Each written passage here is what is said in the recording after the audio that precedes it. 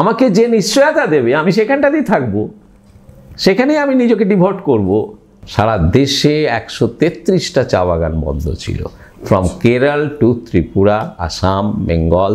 Trade ইউনিয়নকে ban করে fascistic modus operandi যে সকল সরকারের আসে, সেই সকল সরকারের সেও বাগানের পাতা নেয় আর সেই সময়ের অপেক্ষা করে যেদিন এলাকার মানুষের প্রতিরোধী ক্ষমতা কমে যাবে। আচ্ছা, ইংরেজরা পারেনি ভারতবর্ষের শ্রমিক আন্দোলনকে দমন করতে। নমস্কার, পিপলস রিপোর্টারে আপনাদের স্বাগত। আমরা সবাই জানি যে গত 21শে নভেম্বর নতুন যে 4টি শ্রম কোড তা ট্রেড ইউনিয়নগুলোর আপত্তি সত্ত্বেও চালু করে দিয়েছে কেন্দ্রীয় সরকার, এবং এই যে 10টি দেশের প্রধান যে ট্রেড ইউনিয়ন সংগঠন তাদের যে যৌথ মঞ্চ, তারা এই বিষয়ে আগেও আপত্তি জানিয়েছিল এবং এই ঘোষণার পরেও আপত্তি জানিয়েছে। 26 তারিখে বিক্ষোভ দেখানো হয়েছে, তবুও কিন্তু এই শ্রমকোড চালু হয়ে গেছে। তো আমরা শ্রমকোড নিয়ে আলোচনা করছি তার একটাই কারণ, যে এই শ্রমকোড চালু হওয়ার পরে মেন স্ট্রিম মিডিয়া বা মূলধারার সংবাদ মাধ্যমে একাধিক রিপোর্ট আমরা দেখেছি, যেখানে মনে হচ্ছে যে এই শ্রমকোড ব্যাপারটা ভীষণ ভালো এবং এতে শ্রমিকদের খুব উপকার হবে, শ্রমিকরা উপকৃত হবেন। যদিও ট্রেড ইউনিয়ন সংগঠনের যে যৌথ মঞ্চ তারা কিন্তু প্রথম থেকেই বলছেন যে এতে শ্রমিকদের অধিকার খর্ব হবে এবং এই যে শ্রমকোড, 4টে শ্রমকোড, তাকে প্রতারণামূলক বলা হয়েছে। তা আমাদের মধ্যে যেসব প্রশ্ন উঠে এসছে সেই প্রশ্ন নিয়ে আমরা আজকে একটু বিশদে জানবো সিআইটিইউ পশ্চিমবঙ্গের সাধারণ সম্পাদক জিয়াউল আলমের কাছ থেকে। জিয়াউল দা, পিপলস রিপোর্টারে আপনাকে স্বাগত। নমস্কার। শ্রমকোড নিয়ে আমাদের পুরো আলোচনাটাই শ্রমকোড নিয়ে। শ্রমকোডটা যেদিন চালু হলো 21শে নভেম্বরের পর থেকে বিভিন্ন মিডিয়া রিপোর্টে আমরা দেখলাম যে এটা নাকি খুব ভালো জিনিস, খুব ভালো হবে, শ্রমিকদের খুব উপকার হবে। মেইন স্ট্রিম মিডিয়াতে সেইভাবে রিপোর্টিংটা করা হলো, অথচ আপনাদের যে 10টা ট্রেড ইউনিয়নের যে যৌথ মঞ্চ সিআইটিইউ সহ, তারা এটাকে বলেছে প্রতারণামূলক। ঠিক কোন জায়গা থেকে এই বিতর্কটা আসছে? মেইন স্ট্রিম মিডিয়াতে কিভাবে বলছে বা সরকারের তরফ থেকে প্রথম 72 ঘন্টা যে অ্যাড দেওয়া হয়েছিল বা যেভাবে তারা বলছিলেন ব্যাপারটাকে অ্যাসার্টিভলি, আমি সেটা সম্পর্কে কোনো কমেন্ট এই মুহূর্তে করছি না। কিন্তু একটা জানা আছে, সে আমাদের দেশ যখন স্বাধীন হয়নি ইংরেজদের অধীনে, তা আজ থেকে 100 বছর আগে, এটা সেই সময়কালেও যে দাবি উত্থাপিত হয়েছিল শ্রমিক সংগঠন করার ক্ষেত্রে, অর্থাৎ right two association, right to form union, এগুলো 1926 সালেই এটা আইন হয়েছিল। ট্রেড ইউনিয়ন আইনের বিভিন্ন ধারায় এই আনফেয়ার মোড অফ অপারেশন বা ছোট করে বললে আনফেয়ার লেবার প্র্যাকটিস বলে একটা কথা আছে। সেটা হচ্ছে মূলত যারা শ্রমিকদের অধিকার মর্যাদা ক্ষুণ্ণ করেন এবং তাদেরকে কোয়ার্সিভলি কাজ করান, ফলে সেগুলো ট্যাকেল করার ক্ষেত্রে একটা আইনি ব্যবস্থাপনা ছিল। এখন শ্রম এবং পুঁজির এই যে পারস্পরিক তাদের যে কাজ সম্মিলিতভাবে, তার ভিতর দিয়েই মানুষের চাহিদার উপযোগী পণ্য পরিষেবা যে তৈরি হচ্ছে, সেখানে মালিকদের যেমন কিছু দায়িত্ব আছে তেমনি শ্রমিকদেরও দায়িত্ব আছে। ছোট করে বললে এই যে অ্যাক্টটাকে কোডিফাই করে দেওয়া, কোডিফিকেশন অফ দ্য অ্যাক্ট, এটা শব্দগতভাবে মানে অন্য দাঁড়ালেও আমি যখনই একটা অ্যাক্টকে নেগেট করব তখন আর আইন বেআইন জিনিসটা থাকলো না। সেটা শ্রমিকের ক্ষেত্রেও, সেটা মালিকের ক্ষেত্রেও। ফেয়ার আনফেয়ার ব্যাপারটাকে অ্যাক্সেস করার ক্ষেত্রে যে আইনের মাপকাঠিগুলো থাকে সেগুলো সেখান থেকে মুছে গেল। কোয়াসি জুডিশিয়াল বা জুডিশিয়াল যে পাওয়ারটা, সেটা থাকছে না, তাদেরকে ফেসিলিটেটর করে দেওয়া হচ্ছে। অর্থাৎ এখানে ধরে নেওয়া হচ্ছে যে মালিকরা সকলেই ফেয়ার, কোথাও যদি তারা মিস করে থাকেন তাহলে সেটা তারা অজান্তে মিস করেছেন, এবং সেটা সরকারি আধিকারিকরা ফেসিলিটেটর হিসাবে, কাউন্সিলর হিসাবে তাদেরকে যদি সেটা বোঝায়, তার ভিতর দিয়ে এটা হয়ে যাবে। ভারত স্বাধীন হওয়ার পর ইন্টারন্যাশনাল যে লেবার অর্গানাইজেশন, আন্তর্জাতিক শ্রম সংস্থা, তাদের গৃহীত যে কনভেনশন, অর্থাৎ ইউনাইটেড নেশনসের যে উইং ইন্টারন্যাশনাল লেবার অর্গানাইজেশন, সেখানে এগুলো গৃহীত হতো কনভেনশন আকারে এবং বিভিন্ন রাষ্ট্র সেটাকে র্যাটিফাই করত। আমাদের দেশে এরকম র্যাটিফাইড বহু কনভেনশন আছে যেগুলো এই লেবার অ্যাক্টকে নেগেট করে কোডে প্রতিস্থাপন করে দেওয়ার ভিতর দিয়ে সেগুলোকে হচ্ছে গিয়ে মান্যতা দেওয়া হচ্ছে না। এতে করে যে অসুবিধাটা হবে, আমি ব্রডার টার্মে বলতে চাইছি, এখন ধরেন কোনো পণ্য ভারত থেকে যাচ্ছে, আমি শিশু শ্রম আইনটা যেটা আছে, চাইল্ড লেবার অ্যাক্ট যেটা প্রহিবিটেড, এখন সেই পণ্য সেই দেশে তারা গ্রহণ করবে কি করবে না, কনজিউম করবে কি করবে না, সেক্ষেত্রে স্ট্রিকচার আছে বিভিন্ন দেশের। যদি তার সাথে চাইল্ড লেবার অ্যাটাচ থাকে তাহলে তারা করবে না। তেমনি বিভিন্ন পণ্যের ক্ষেত্রে সেখানকার যে কর্মস্থলের যে কাজের পরিবেশ, তার কিছু ইন্ডিকেটর আছে, সেগুলো তার যে শ্রম আইনগুলো সেগুলো তার সাথে ম্যাচিং করে তৈরি করা।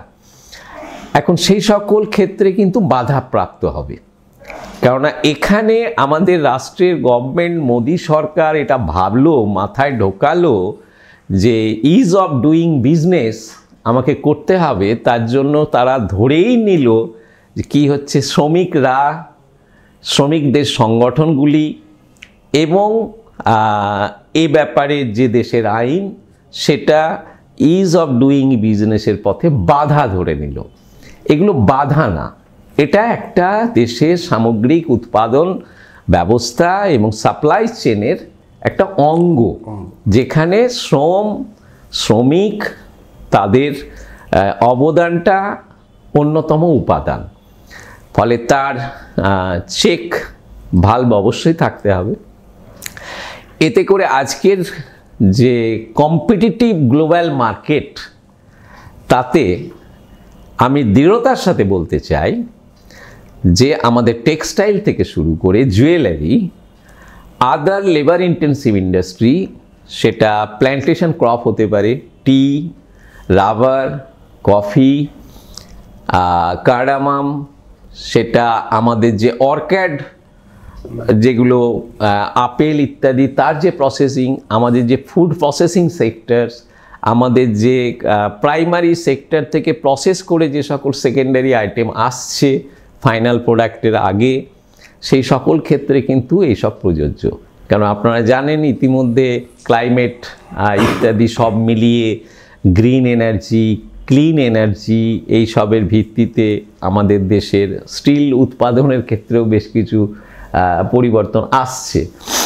এবং আমাদের দেশে বিশেষ করে সার্ভিস সেক্টরে ইনফরমেশন কমিউনিকেশন টেকনোলজি আসার পর এটা আমাদের গর্ব এবং আমাদের এটা একটা বড় ভিত্তি বলতে পারেন যে আমাদের দেশের যে মানব সম্পদ আইসিটি ক্ষেত্রে, যেটাকে ছোট করে ইনফরমেশন টেকনোলজি বা ITES যেটা বলা হয়, এর তো ভ্যালু অ্যাডিশন প্রচুর, জিডিপির ক্ষেত্রে বিশাল অবদান।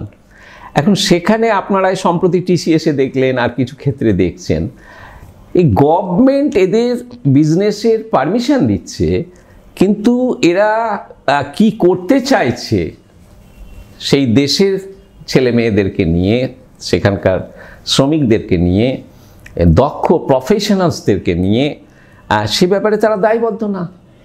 তারা all on a certain different কালারের স্লিপ ধরিয়ে দিচ্ছে, ছাঁটাই করে দিচ্ছে। এই যে একটা মানে চূড়ান্ত একটা অধিকার দিয়ে দেওয়া, ফ্রি করে দেওয়া, যে তার ক্ষেত্রে কোনো রেগুলেশন নেই, আর ওয়ার্কার শ্রমিকদের ক্ষেত্রে রেগুলেশনস আছে, এইটা কিন্তু পারস্পরিক মর্যাদা বৃদ্ধি করার ক্ষেত্রে শ্রমিক মালিক বা কর্তৃপক্ষ শ্রমিক এটা কিন্তু অসুবিধার সৃষ্টি করবে।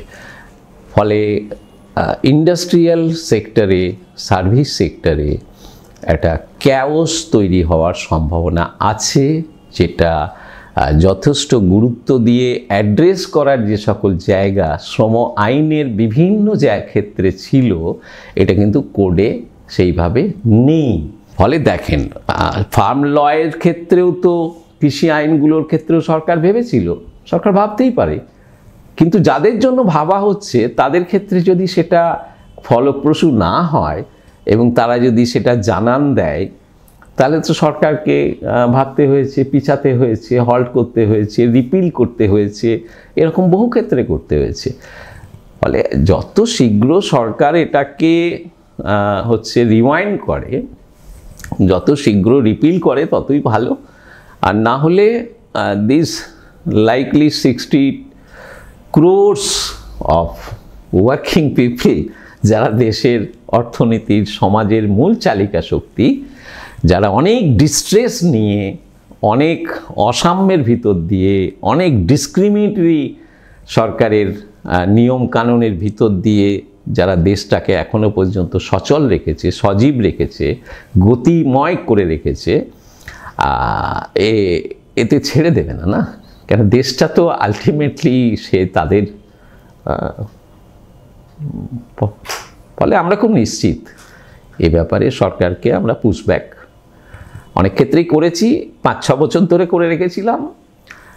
হঠাৎ করে সরকারের মনে হয়েছে বিহার ইলেকশনের পর 19-এ একটা হয়েছিল, 20-তে 3টে হয়েছিল, হঠাৎ করে অনেক ক্ষেত্রেই পিছিয়ে আছে। 29টা যে আইন ছিল সেটাকে 4টে হেডে নিয়ে আসা হয়েছে, কোড যেটা 4টে শ্রমকোড: মজুরি, সামাজিক নিরাপত্তা, শিল্প সম্পর্ক আর পেশাগত নিরাপত্তা সংক্রান্ত, এই 4টে যে হেড। তো যৌথ মঞ্চ দুটো বিষয়ে সম্মতি দিয়েছিল, একটা হচ্ছে মজুরি আর একটা হচ্ছে সামাজিক নিরাপত্তা। এই দুটোতে কিছুটা সহমত পোষণ করেছিল, আর বাকি দুটোর ক্ষেত্রে একদম কড়া অবস্থান নিয়েছিল বিরোধিতার। তো এই যে দুটো ক্ষেত্র, শিল্প সম্পর্ক ও পেশাগত নিরাপত্তার যে বিষয়টা, এর সঙ্গে যেটা চলে আসছে যে ওই আগে যেটা ছিল যে 100 জন শ্রমিক থাকলেই সেটা যদি বন্ধ করতে হয় অনুমতি নিতে হবে, এখন সেটা বাড়িয়ে 300 করে দেওয়া হয়েছে। যৌথ মঞ্চ বলছে দেশের 80% শিল্পে ঠিকই তো, এমএসএমই তো আমাদের ক্ষেত্রে একটা বড় ফ্যাক্টর, বড় বিপদের মুখে, এবং সেটা বেশিরভাগ ক্ষেত্রে শ্রমনির্ভর। আর এমএসএমই কম্পোনেন্ট ছাড়া আমাদের দেশের যে বিগ ইন্ডাস্ট্রিয়াল সেক্টর, তারাও কিন্তু সম্পূর্ণত কাজ করতে পারবে না। কেন? এখন ডিসইন্টিগ্রেট হয়ে গেছে, মানে কাঁচা মাল প্রসেস করে ফাইনাল প্রোডাক্ট পর্যন্ত, মার্কেটিং করা পর্যন্ত সমস্তটা ডিসইন্টিগ্রেট হয়ে গেছে। অতএব সেটা স্মল, মিডিয়াম থেকে শুরু করে বিগ ইন্ডাস্ট্রি, তার যে কাঁচা মালের সাপ্লাই চেন, ফাইনাল প্রোডাক্টের সাপ্লাই চেন, সবটাই কিন্তু একটা শৃঙ্খলাবদ্ধ অবস্থাতেই থাকতে হবে। কোনো অংশটাকে আমি অবজ্ঞা করে সেটাকে যা খুশি করতে পারে in the name of is of doing business করে আরেকটাকে টিকিয়ে রাখলাম, তাহলে কিন্তু ইমব্যালেন্স হয়ে যাবে। এটা হচ্ছে, আমরা দেখতে পাচ্ছি। যেমন এটা আমাদের রাজ্যের ক্ষেত্রে চটে হচ্ছে। চটে সেট যারা ফ্যাক্টরি যেগুলো আগে থেকে আছে, চটকলগুলো, আর সম্প্রতি আরও ছোট ছোট চটকল হচ্ছে বিভিন্ন জায়গায়। তারা সকলে যে ফাইনাল প্রোডাক্ট তৈরি করছে তা না, কিন্তু প্রসেস করছে, অনেকে ফাইনাল প্রোডাক্ট তৈরি করছে। এবার কস্ট অফ প্রোডাকশন একটা ফ্যাক্টর।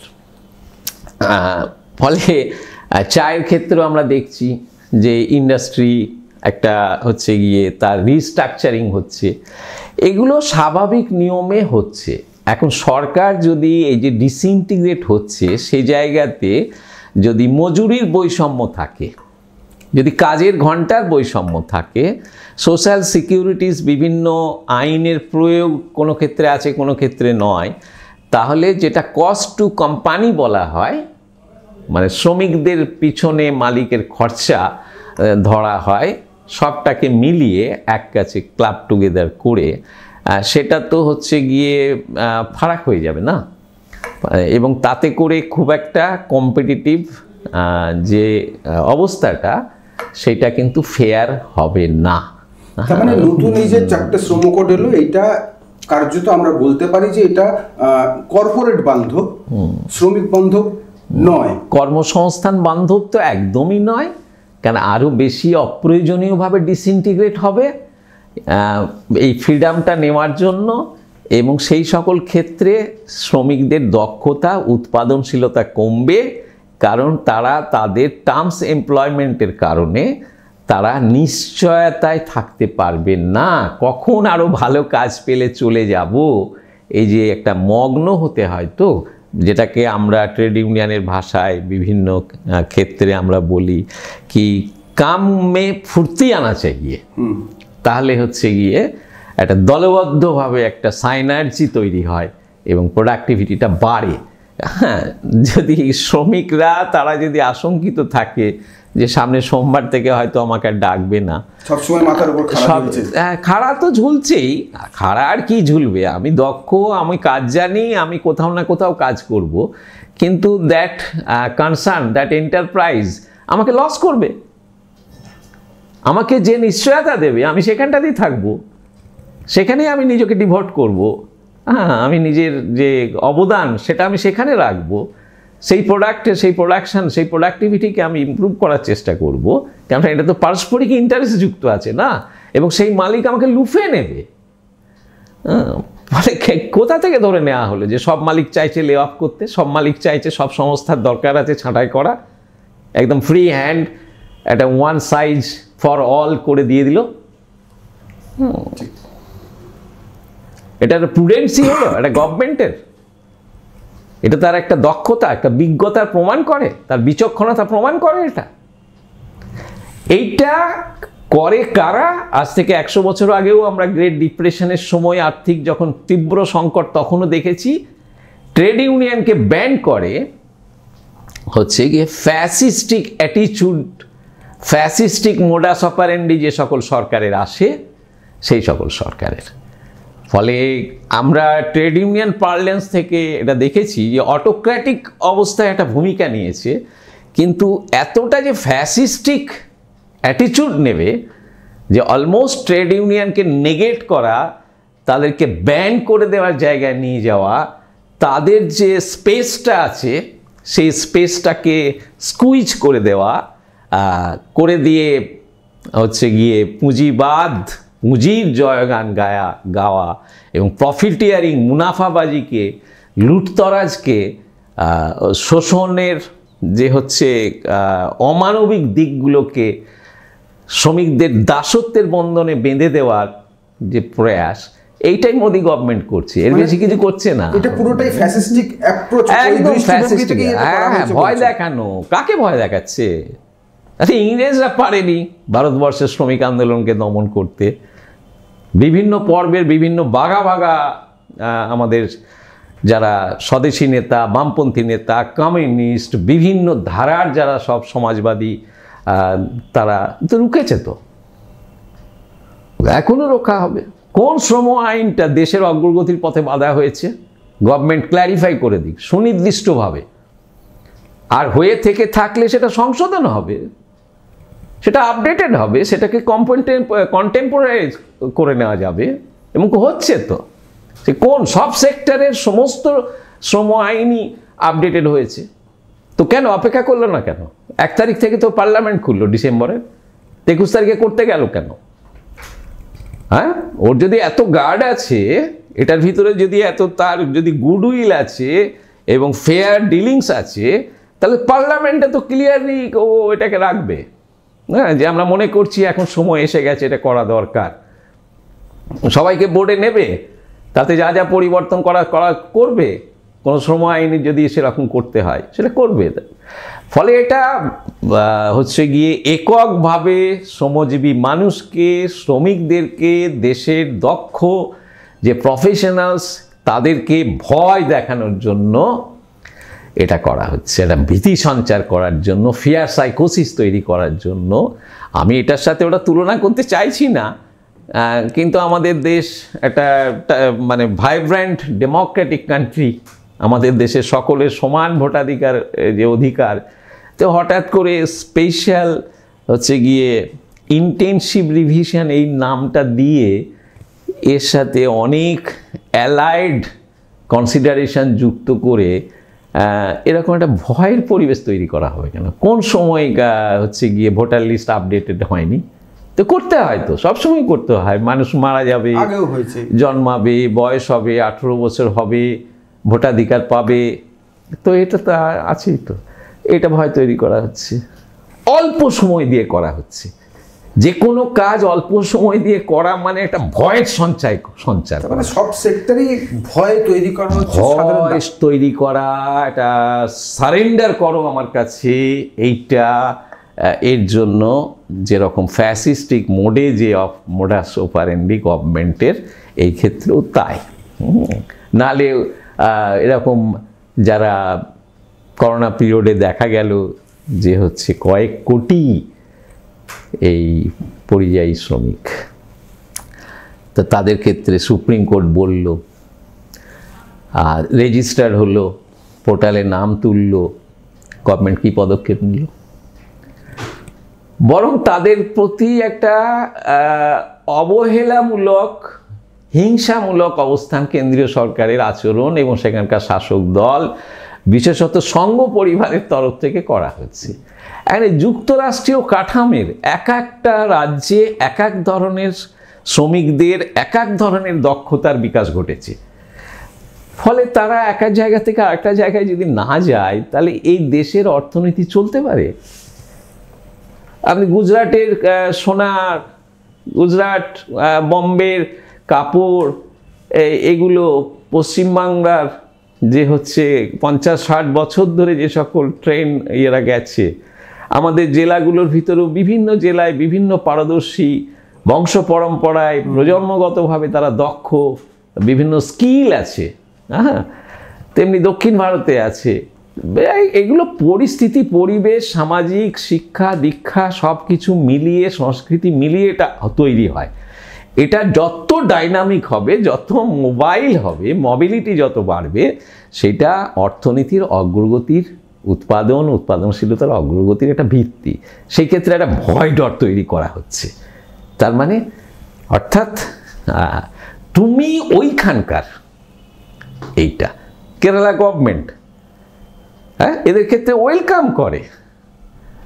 আমি সমালোচনা করতে পারি নাকি? আমি নিজের দেশেই যদি আচরণ করি, আরে আমেরিকা কেন আমার দেশের ছেলে মেয়েদেরকে তাড়াবে, এটা আমি সমালোচনা করতে পারি। ফলে আমেরিকার ডোনাল্ড ট্রাম্পের যে অ্যান্টি ইমিগ্রেশন পলিসি, আর আমাদের দেশের মোদি গভর্নমেন্টের তার অ্যালায়েড ফোর্স যারা আরএসএসের, তাদের যা ভূমিকা, ওই একই, কোনো পার্থক্য নেই। এগুলো হচ্ছে গিয়ে একটা পলিটিক্যাল টার্মসে যেটা বলে, সেটা হচ্ছে গিয়ে আলট্রা রাইটিস্ট ফোর্স। এদের ভিতর ফ্যাসিস্টিক টার্ন থাকবেই থাকবে। এগুলো 30-এর দশকেও দেখা গেছে, এখন নতুন মোডে আসছে। ফলে এটা ইটস ফার্স।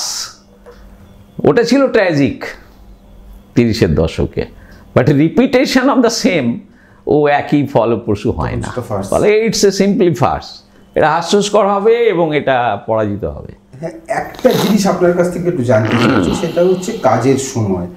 আমরা জানি যে 8 ঘন্টার একটা কাজের বিষয় ছিল, কিন্তু ইদানিং নারায়ণ মূর্তি বা এরকম একাধিক মানুষ বলেছেন কাজের সময় বাড়ানো দরকার, মানুষের সপ্তাহে এত কাজ করা দরকার। এবং আপনারা যেটা বলছেন যে এই নতুন যে শ্রম কোড, সেখানেও কাজের সময়টা নিয়ে যেহেতু বেশিরভাগই কন্ট্রাকচুয়াল, তারা একটা সমস্যার মধ্যে পড়তে পারে।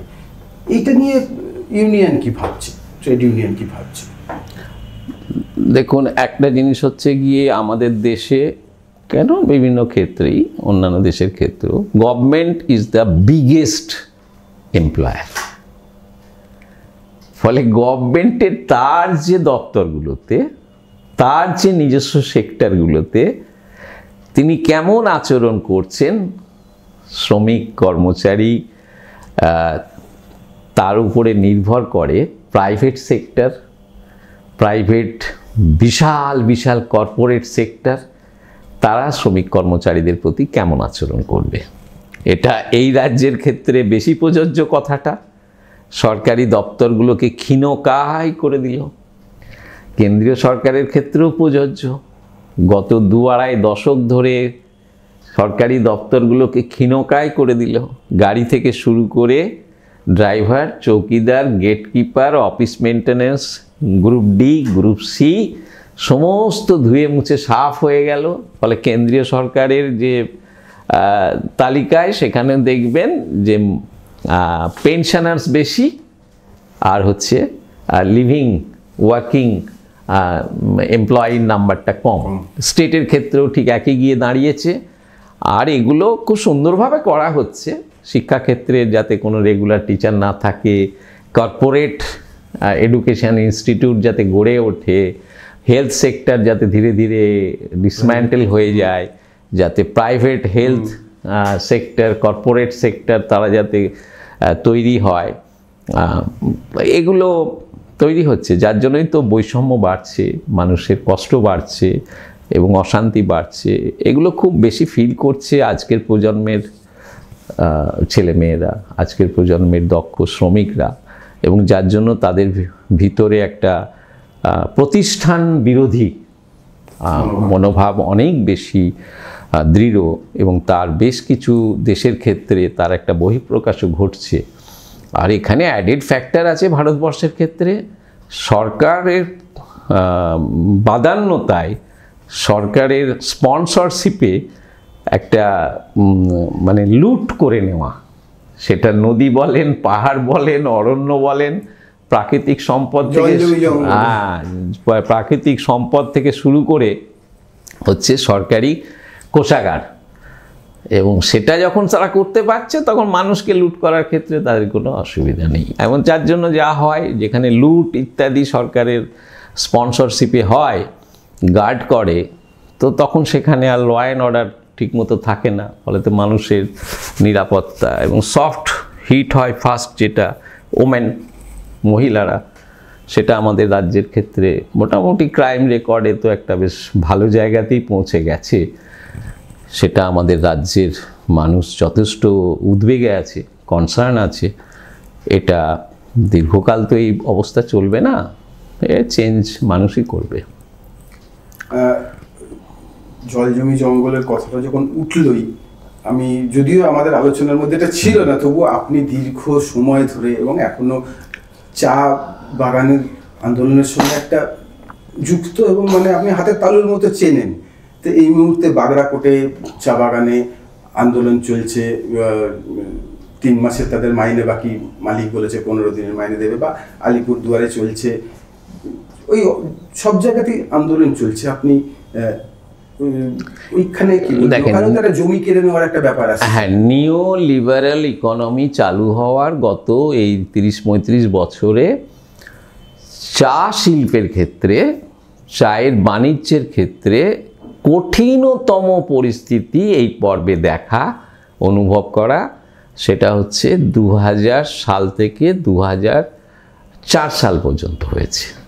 হ্যাঁ, সারা দেশে 133টা চা বাগান বন্ধ ছিল, ফ্রম কেরল টু ত্রিপুরা, আসাম, বেঙ্গল, তামিলনাড়ু, কর্ণাটক। তো 2004-এ কেন্দ্রের সরকার পাল্টালো, সমস্ত প্ল্যান্টেশন স্টেট তাদেরকে এক কাছে করে পলিসি নির্ধারণ করলো। আবার 2005 সাল থেকে চা বাগানের একটা স্বর্ণযুগ ফিরে এলো। 2014 সালের পর কেন্দ্রীয় সরকারের কতগুলো পলিসিগত রং ইন্টারপ্রিটেশন, যেমন টি অ্যাক্ট, এটাকে তারা চেঞ্জ করে দিল। গভর্নমেন্টের স্টেটের ক্ষেত্রে 11 সালে এসেই 12 সালে ওয়েস্ট বেঙ্গল টি ডেভেলপমেন্ট কর্পোরেশনের মালিকানায় যে সকল বাগান ছিল সেগুলোকে টেন্ডার না করেই ব্যক্তি মালিকদেরকে বিক্রি করে দেওয়া হলো। এটা কোনো অন্য কোনো কেরালা, তামিলনাড়ু বা কর্ণাটক, ত্রিপুরা, এমনকি আসামেও নেই। সকল ক্ষেত্রেই কিন্তু রাজ্যের সংস্থা আছে যারা বাগান চালায়। ফলে এখানকার বেশ কিছু মালিক তারা জমিটাকে, সম্প্রতি যে আইনগুলো চেঞ্জ হচ্ছে, যেমন আমাদের এখানে 23 সালে চেঞ্জ হয়েছে, সেটা হচ্ছে lease hold land will be free hold. এখন চা বাগানের যে বিশাল বিশাল পরিমাণ জমি, সেটাকে প্রোডাকশানে লাগানো, সেগুলোকে শ্রম নির্ভর করা, কর্মসংস্থান সৃষ্টি করা, টেস্টেড ট্রাইড 2 শতাব্দী ধরে সেখানকার সামাজিক সাংস্কৃতিক যে বৈচিত্র্য তৈরি হয়েছিল, যেগুলো এনভায়রনমেন্টের সাথে, ক্লাইমেটের সাথে উপযুক্ত, যারা রক্ষা করে এইসব জল, জমি, জঙ্গল, এই জমির আইনে পরিবর্তন, এইটা কিন্তু একটা আলাদা ওখানে বিপদ তৈরি করছে। ফলে বহু মালিক তারা মনে করছে বাগানগুলোকে ধীরে ধীরে যদি আমরা শিক করি, যেখানে টি অ্যাক্ট 1953 লাইট হয়ে গেছে, কেন্দ্রীয় সরকার উঠিয়ে দিয়েছে, তাহলে আমাদেরকে কেউ ধরবে না। আর রাজ্য সরকারের নিজস্ব সংস্থা নেই, ফলে আগে রাজ্য সরকার বন্ধ বাগান যেভাবে অধিগ্রহণ করে নিয়ে চালাতো, এখন অধিগ্রহণ করবে না। তাহলে আলটিমেটলি আমি জমিগুলো ডাইভার্সিফাই করে অন্য কাজে আমি ব্যবসা করতে পারবো। আর land is the precious asset. ফলে এখন সবার নজর ওইখানে গিয়ে পড়েছে। বাগরাকোটে এই মুহূর্তে কোনো ডিফাইন্ড মালিক নেই। শুধু বাগরাকোট কেন, তৎকালীন ডানকানের 12টি বাগানের ভিতরে একটি বাগানেও মালিক নেই, কিন্তু রাজ্য সরকারের শ্রম দপ্তর এবং বাণিজ্য দপ্তর লিস্টে দেখাচ্ছে যে কোনো বাগান মন্দ নেই। তাহলে এগুলো চালাচ্ছে কারা?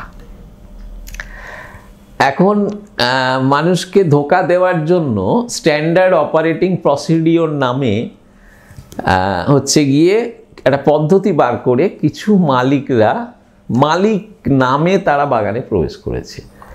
প্রবেশ করে তারা হচ্ছে ওই বাগানের পাতা নেয়, আর সেই সময়ের অপেক্ষা করে যেদিন এলাকার মানুষের প্রতিরোধী ক্ষমতা কমে যাবে, মানুষ যেদিন হচ্ছে গিয়ে আর রুখে দাঁড়াবে না, সেই দিন জমি বিক্রি করবে, জমি তারা গ্র্যাব করবে।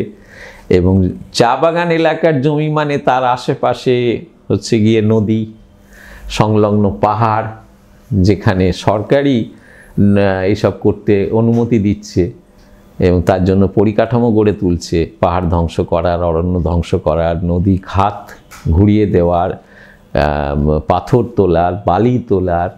তার তো নতিজা আমরা দেখলাম, 2023-এও দেখেছি কিভাবে বিধ্বংসী হয়েছে অবস্থা, এবং এবারও দেখলাম 5ই অক্টোবর রাতে কিভাবে ভেসে গেল। ফলে এগুলো ট্যুরিজমের নামে, এগুলো হসপিটালিটি সেক্টরের বৃদ্ধির নামে, স্থানীয় মানুষের আয় বৃদ্ধি হবে এইসবের নামে এসব খেলা করা হচ্ছে উত্তরবঙ্গের প্রকৃতি পরিবেশকে নিয়ে। আপনারা গজলডোবায় গিয়ে থাকবেন হয়তো, ভোরের আলো ইত্যাদি নাম দিয়ে এসব করা হয়েছে। Gajoldoba is a very environmentally sensitive, wild লাইফের দিক থেকেও ভেরি সেন্সিটিভ। সেই জায়গায় ওইসব স্ট্রাকচার করেছে, জানি না কোন দিন কী পরিস্থিতি হবে। ওইসব নথি দিয়ে গত 200 বছরের যা রেকর্ডস আছে, মানে ফ্লাড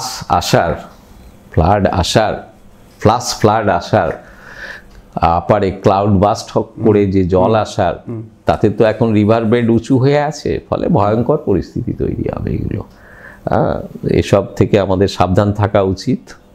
ফলে যে বিভিন্ন সংস্থা, এনজিও এগুলো লড়াই আন্দোলন করছে, এবং আপনারা সকলেই হয়তো জানেন Jyoti Basu centre for social studies and research, তারা সম্প্রতি সুন্দরবন এলাকার এই জমি, জল, জঙ্গল, বন্যপ্রাণী, এই সব কিছু নিয়ে স্থানীয় মানুষের জীবিকা খুবই ভালো তারা কাজ করেছেন।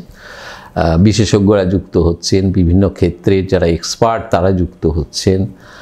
তেমনি উত্তরবঙ্গ নিয়েও ডিসেম্বর মাসে Jyoti Basu centre for social science and research তারা একটা বিশেষ সিম্পোজিয়াম সেখানে জলপাইগুড়িতে আয়োজন করছেন। অনেক মানুষ তাদের সেখানে যুক্ত হবে। ফলে আমরা ট্রেড ইউনিয়নগুলো সেখানে যুক্ত হয়েছি, চা বাগানের সমস্ত ট্রেড ইউনিয়ন, যে তাদের যে জয়েন্ট ফোরাম, তাদের জমির লড়াইয়ে রাজ্য সরকার অনেকটাই হল্ট করে থেকেছে। অনেক সময় মালিকরাও সেই সুযোগ বহু ক্ষেত্রে পায়নি, এবং এটা সকলে মিলেই একটা উদ্যোগ নেওয়া হচ্ছে। কারণ ভুটান পাহাড় শেষ হয়ে গেছে, আশপাশের ক্লাইমেট চেঞ্জ হয়ে যাচ্ছে, কৃষিক্ষেত্রেও তার বিরূপ প্রভাব পড়ছে, আন্তর্জাতিক বাণিজ্য চুক্তির বিভিন্ন ক্ষেত্রের বিরূপ প্রভাব আসছে। ফলে সব মিলিয়ে একটা সাবধানতা অবলম্বন, নিজেদের প্রস্তুতি, বিশেষ করে শ্রমজীবী মানুষকে সংঘবদ্ধ হওয়ার একটা সময় এসে গেছে, এবং মানুষ সেইভাবে হচ্ছে। আপনার কাছে আমাদের আজকে শেষ প্রশ্ন, শ্রমকোড যেভাবে চাপিয়ে দেওয়া হলো, ট্রেড ইউনিয়নের যে যৌথ মঞ্চ, তাতে পরবর্তী কি ভাবছে?